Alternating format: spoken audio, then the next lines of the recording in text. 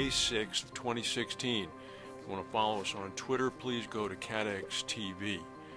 The wildfire in Alberta Province, Canada, near Fort McMurray is still raging. It's now coming out that it might, in fact, turn out to be the most costly catastrophic event in Canadian history, and might push its way into one of the top-ranked events in global history. The scale of the fire keeps unfolding. The Bank of Montreal's insurance arm is estimating that thus far insurable damage from the fire could reach about $7 billion US. Thus far, about 90,000 people have been evacuated. Some 40 square miles of the region have been burnt to a cinder. At least 1,700 homes and structures have been damaged or destroyed. Miraculously, thus far, there have been no reports of loss of life. According to Aon, preliminary assessments indicate that entire neighborhoods have been completely destroyed, as well as pockets of the downtown area. Numerous businesses have also been burnt, although it's too early to tell the economic impact. At the low end of the Bank of Montreal estimate, it could turn out to be about $2.25 billion US in insured losses. Even at that low end, this would become the largest insured loss event in the history of Canada. At the upper end of the scale, $7 billion US, the wildfire would be the largest insurance loss event of the year globally, and would without doubt result in a hit to the reinsurance markets. Reports today suggest that the fire is still causing significant devastation. It's now heading south. The airport is now under increasing threat. The airport has been remaining open throughout. Firefighters are now watching a weather system that's approaching, which may bring much needed rain. Last night in New York at the annual Lloyd City Dinner, Lloyd's chairman John Nelson confirmed what had been rumored. He is relinquishing his role as chairman at the Lloyd's annual general meeting in May of 2017. There's a robust discussion underway in the Lloyd's market already as to who would replace Nelson, whether it would be a Lloyd's figure, a reinsurance market figure, or someone outside the industry completely. Nelson was outside the industry. He was a banker. Discussion is focusing on Stephen Catlin and Talbot chairman Rupert Aiken. Also being thrown into the mix, or at least their names are, they may not be, are outgoing Munich Re CEO Nicholas von Baumhard, as well as outgoing CEO of Swiss Re Michel Lies. No determination yet as to when an announcement might be made. Interestingly, at some point today, after an election yesterday in Britain, it may be that London will have a Muslim mayor. Labour Party Sadiq Khan, who is 45 years old and the son of a Pakistani bus driver and seamstress who has trained as a lawyer before becoming a Labour Party member of Parliament, looks set to win the mayoralty of London. He would become the first Muslim to lead a major Western capital.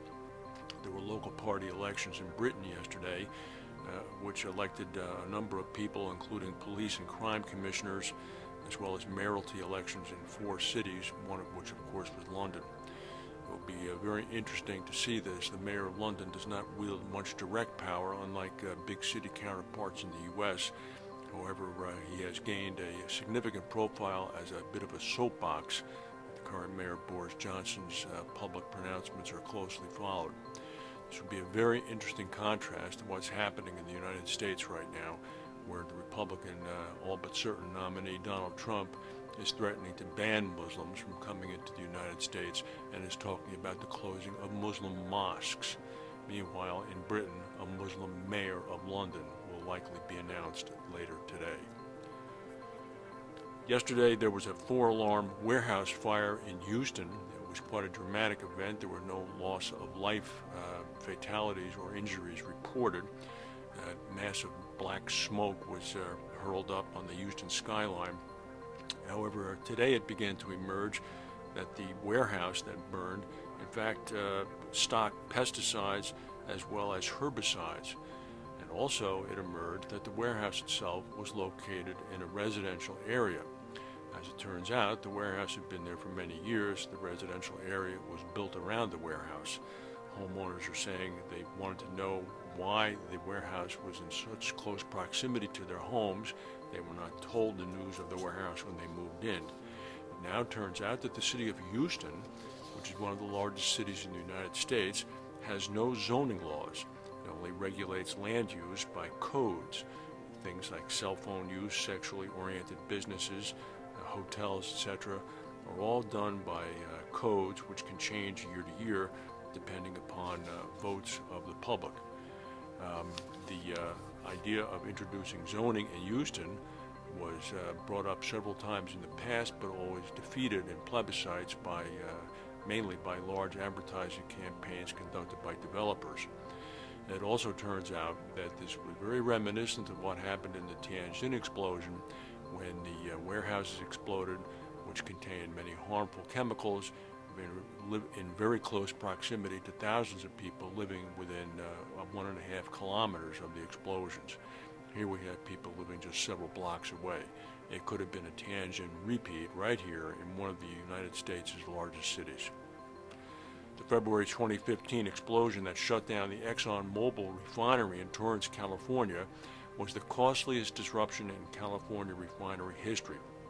Motorists ended up paying about $2.5 billion in higher gasoline prices, and the $6.9 billion figure as far as what the total toll was on the California economy as a result of the plant shutdown is staggering. 15 months after the blast, ExxonMobil is this weekend scheduled to begin a gradual restart of the refinery. Normally it produced 155,000 barrels of gasoline a day, or about 10% of all of the refined gasoline in California.